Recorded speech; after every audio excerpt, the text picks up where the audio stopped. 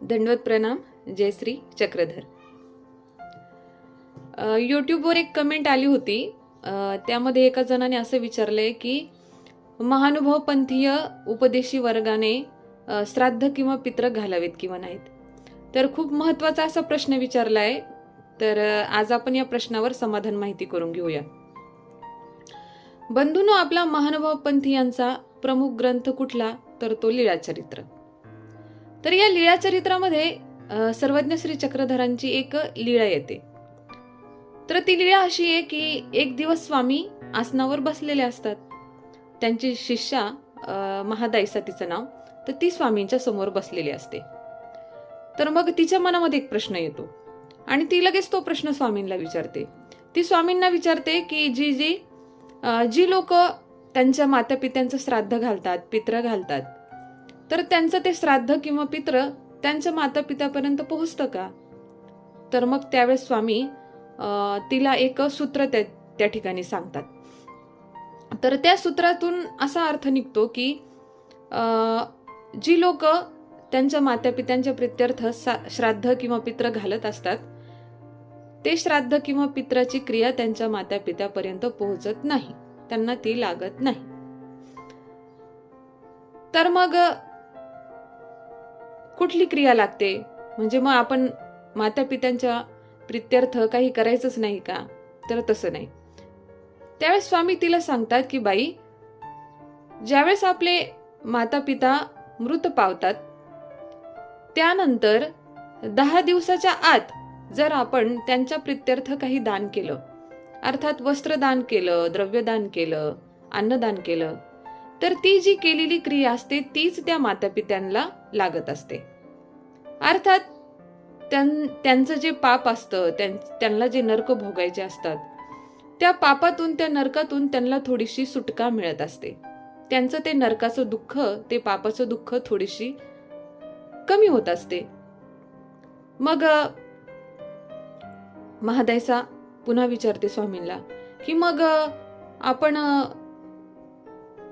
जे मातापित्यांचं श्राद्ध करत असतो, पित्र घालत असतो, तर मग ती केलेली क्रिया कोण स्वीकार करतं? तर त्यावेळेस स्वामी तिला सांगतात की ती त्यांची केलेली क्रिया पितृदेवता स्वीकार करत असते. अर्थात देवता त्या क्रियेचा स्वीकार करत असते आणि देवताच त्या क्रियेचं फळ त्या जीवाला देत असते. मग या ठिकाणी पुन्हा असा प्रश्न येतो की मग जर महानुभाव पंथीय अनुयायांनी श्राद्ध किंवा पित्र घातलं तर मग काय होईल? तर जर महानुभाव पंथीय अनुयायांनी श्राद्ध किंवा पित्र घातलं तर त्यांना विकल्प नावाचा दोष लागत असतो. तर हा दोष का लागतो? तर बघा, आपण सगळे परमेश्वराची भक्ती करणारे लोक आहोत. आपण परमेश्वर धर्माचा अंगीकार केलेला आहे, परमेश्वराचा आपण स्वीकार केलेला आहे. आणि श्राद्ध किंवा पित्र घालणे हे देवता धर्म आचरणारे लोक विधी हा करत असतात. आपल्या परमेश्वर धर्मामध्ये हा विधी आपल्याला सांगितलेला नाही. आणि जर आपण देवता धर्माच्या विधींचे जर आपण आचरण करू लागलो तर आपल्याला देवतेचीच प्राप्ती होईल, आपल्याला देवता फळांचीच प्राप्ती होईल आणि आपल्याला तर परमेश्वराचा मोक्ष मिळवायचा आहे, परमेश्वराची प्राप्ती आपल्याला करून घ्यायची आहे. तर मग परमेश्वराची जर प्राप्ती आपल्याला करून घ्यायची आहे तर आपल्याला परमेश्वर धर्माच्याच विधींचे पालन करावं लागेल. आणि म्हणून महानुभाव पंथीय अनुयायांनी जर आपल्याला या सर्व दोषांतून जर वाचायचं असेल, आपल्याला जर विकल्प दोषातून वाचायचं असेल, तर आपल्याला श्राद्ध किंवा पित्र घालता येणार नाही. आणि जरी घातलं तरी ते त्या पित्यांपर्यंत पोहोचणारच नाही.